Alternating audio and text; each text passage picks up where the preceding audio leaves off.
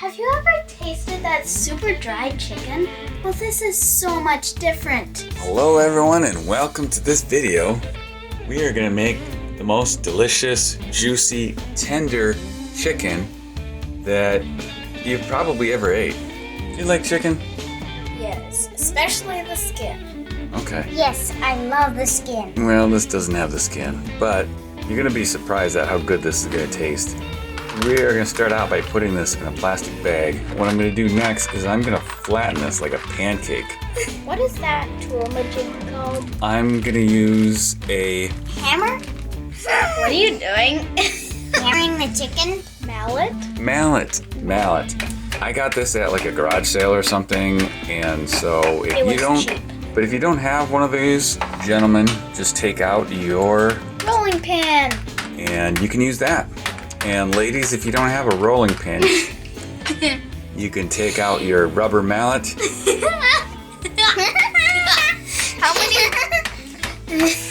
Just pound the crap out of it. Also, in another video, I show you another way you can do it. But I'll save that for that video. That was when we were visiting a cabin. And so just pound this flat. Take out your anger, take out your aggression. Roar! Roar! Call upon your inner lion. Lion, tiger, or bear. And pound this flat until it's flat. How flat? Well, that's actually a good question. A 1/4 inch, I believe. Oops. If this happens, don't worry about that. Just keep going and pretend nothing happened. Just pretend somebody's watching and... So this is 3.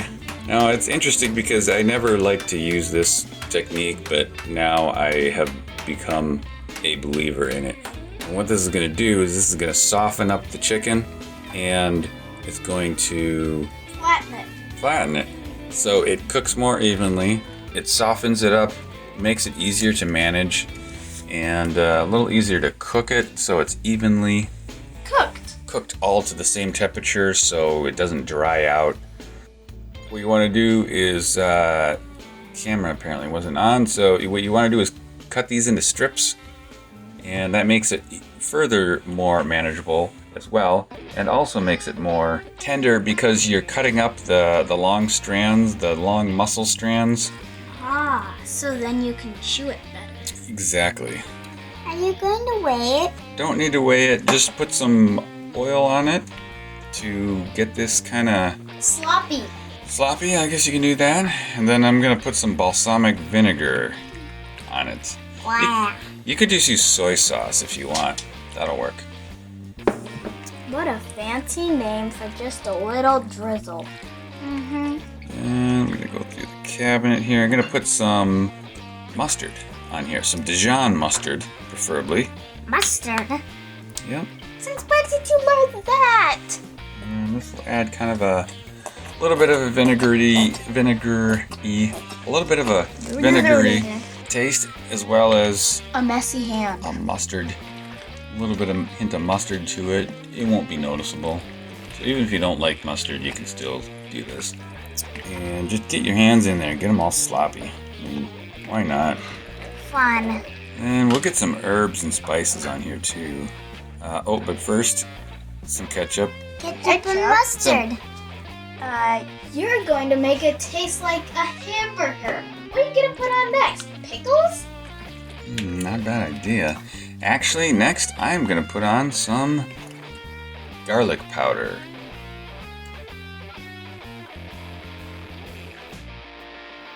Garlic powder. And then this is poultry seasoning, which is kind of a combination of herbs, but if you don't have a poultry seasoning, just Throw some herbs together. yep, or just stay tuned. I'm gonna put some more stuff in here. Do some, Salt? Yep. A lot of sea salt. I don't think it's sea salt. Yeah, White. it is. Put Sea some, salt is pink. and then put some oregano on there. Or what's that oregano?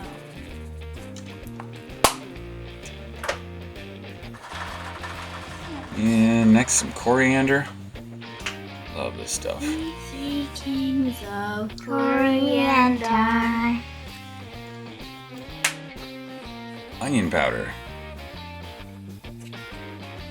Some pepper. Ah. Put some ginger on there. And just mix it. Give it a good mix. Mix. Mox, Yep. mox, mox. Make sure you dab up the bottom. And just get it all nicely incorporated. And get your hand. Okay, here's the standard. If your hands aren't sloppy, that means you didn't mix it very well. I agree. Then what we're going to do is we're going to get our pan here. Lay it out. We're going to put some oil on it Drizzles. and just smear it. Since my hands are already gross, Just make them grosser. exactly. Why Why not? not? Just have fun. Oh, yeah. Now we're going to put the strips down on the... So, is this considered cooking or baking? Cooking? Well, we're going to put it in the oven. So get your oven preheated for 400 degrees. 400 degrees? Hey, that third one kind of looks like a ponytail. Maybe 400 degrees, things start to heat up a lot. The hot to get sweaty. I think I'd already. You're actually doing both. Anyways, to answer your question. Oh. So get these as evenly spaced as you can so that the air and the heat can circulate around them and And they don't grow together. they have space to heat up and cook. They're gonna shrink up, so Don't be surprised. yeah, and if they're a little close together, that's okay. They'll just get bigger spaces. Just do the best you can. It doesn't have to be perfect. And we're gonna wanna bake this for 20 minutes. At 350 degrees. Yeah, between 350 and 400. Here we go. It's out of the oven now, and it smells really good. Oh, yeah. I'm gonna take a little temperature here. We got a 177. That's Pretty good. Standard. Standard. That's what we want. I mean, you want it above 165 for chicken. And you can see how this just kind of flakes apart here. Let me try some. I want to try some. Okay, here you go.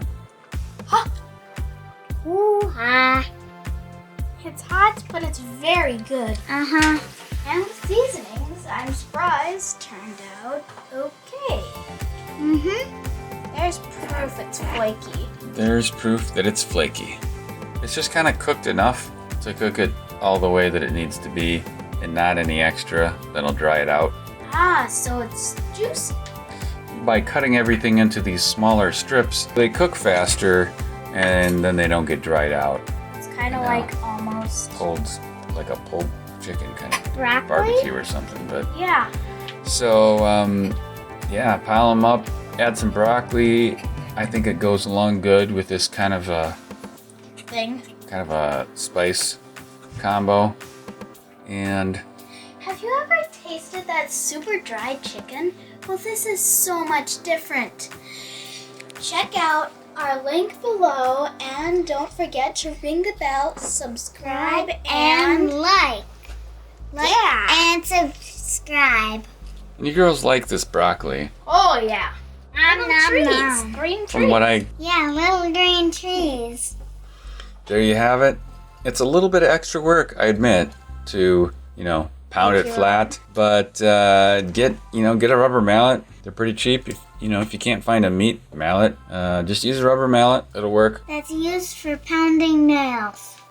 You'll find the rubber mallet is a bit lighter than a heavier metal mallet, although it's still as heavy. Wham! What can? I wouldn't be surprised if it broke the board. And by the way, if you'd like to share your favorite way to prepare chicken, let us Tell. know in the comments. Maybe you have a better idea. Maybe you can find something better than a rubber mallet that we can use for next time. Like a hammer. Yeah, let us know if you've got something better. Okay, thanks for watching, everyone.